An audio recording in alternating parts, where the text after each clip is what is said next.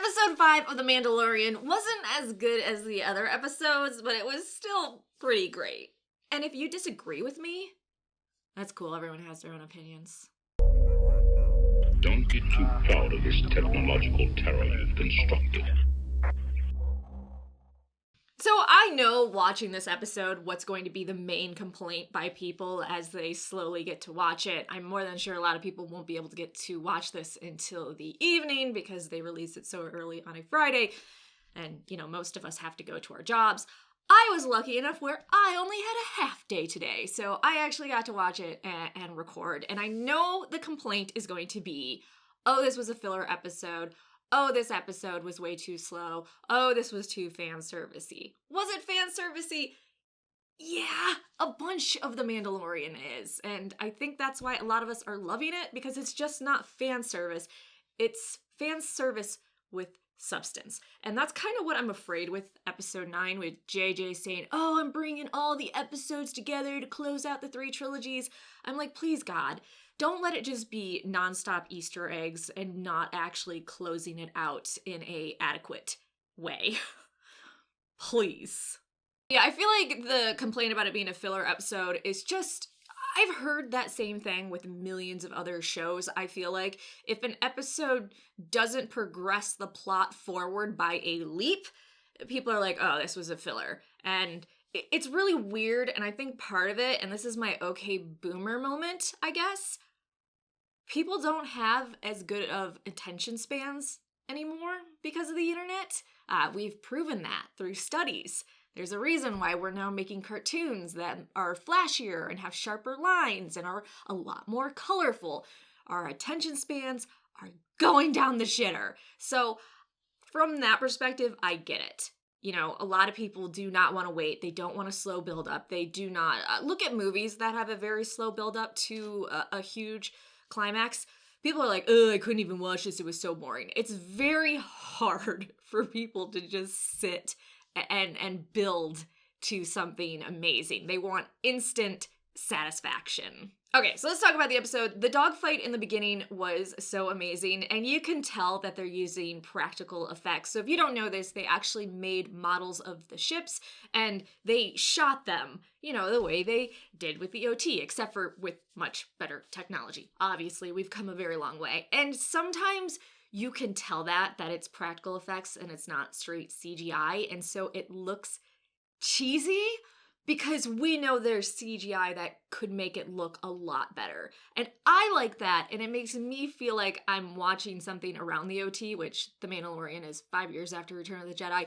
So for nostalgia, I think it's great. But I can also see from the perspective of maybe younger people, this is just like an okay boomer, moment after moment, sorry, that they could be, oh, these effects were shit. I mean, even the Mando and the rookie on the speeders, I was like, wow, that's, oh, you can really tell. And it's not the greatest of effects, but I loved it. Also, keep in mind, I'm a lover of B movies. Not bees that sting you, but B movies.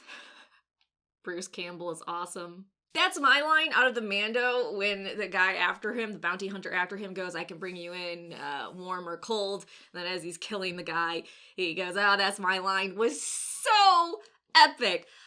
I feel like there are a few actors that could pull off that line without it coming across as like, really, dude? And I don't know if it's just Pedro, his acting, or maybe it's just having the helmet on and how his voice comes across. It was pretty awesome. Either that, or I'm a Star Wars Disney shill. Star Wars, Lucasfilm, Disney, if you want to pay me, I'm all for it. But I know you guys won't, because I swear too much, and I say negative things about you too much, and I have interacted with Disney companies on my other channel, and they do not like that. So, one day I can be a shill. Just gotta wash my mouth out with soap. But yeah, Disney. I actually like that we went to Tatooine this episode. I feel like we knew it was going to happen. Well, if you were following in the leaks, you knew it was going to happen. Although the Mando saying no droids. When will the racism end? So sad. Though speaking of no droids, you've noticed in the bar, in the cantina. Why did I say katina? That's weird. In the cantina, there were droids. And I actually have a video why the owner didn't like droids. It's really tragic. You can watch it if you want, but I won't spoil it in this video. It's super sad.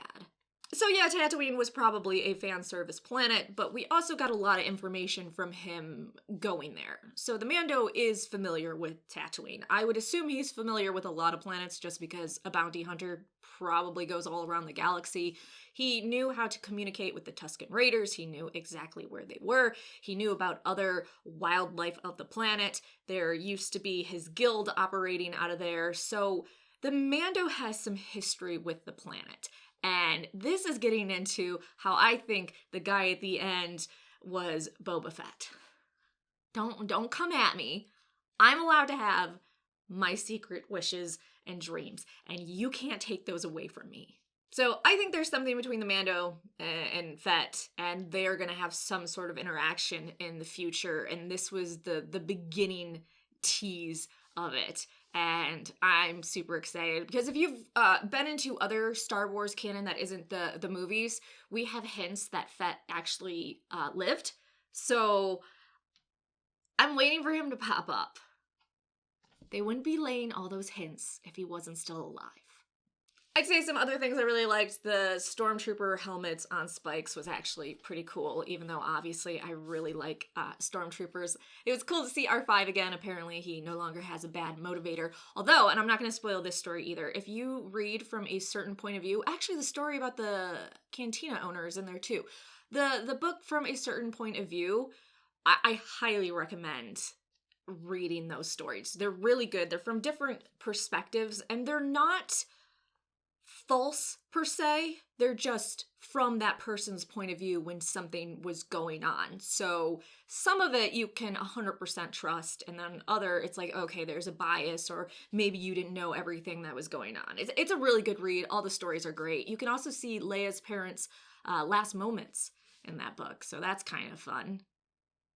If you enjoy reading about people as they die. Ooh, gosh. Okay, maybe this is just me and I'm a paranoid fuck. I would not be leaving Baby Yoda alone. I understand it's dangerous for him to take the baby onto missions. So he's like, okay, I'm gonna lock you in here. But he should know by now, Baby Yoda can escape. By the way, are they going to give us a name so we can stop calling it Baby Yoda? I'm not gonna call it the child. I don't like that name. So it's Baby Yoda until you give us an actual fucking name. And if it turns out it's a clone of Yoda, you're gonna blow my mind, Disney. Just fuck it.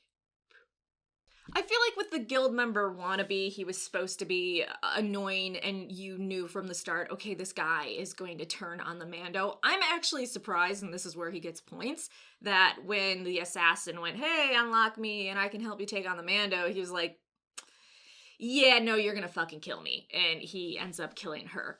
Major props to him that he was at least that intelligent. So there's something for you. Sad Agent May is gone, though. Fabulous actress. Okay, some other great moments. I really like when the guild member wannabe goes, I don't have the scar. And the Mando goes, nope. I like that Mando saying she has the high ground because that is still a huge joke from the prequel trilogy. And also, you done. The Mando pretending to be asleep and just watching the guy make an ass out of himself. So I'm excited to see what the Mando gets into in the next episode and what shenanigans goes forward as he tries to protect the little cutie Baby Yoda. I know they have not a lot of episodes to wrap this season up, so I'm really interested to see where they're going with this, and I consider this to be a good character building episode and to start laying down threads for something else, but, you know, you might think it was a filler episode or a waste or whatever, and that's your opinion, and that's fine. Doesn't mean you're right, doesn't mean I'm right. It's just an opinion.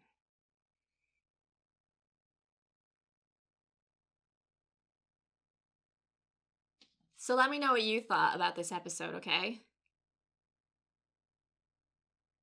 Unless you're just here to say Star Wars is dead, then get the shovels. Thanks so much for watching. Please like the video and subscribe for more Star Wars videos.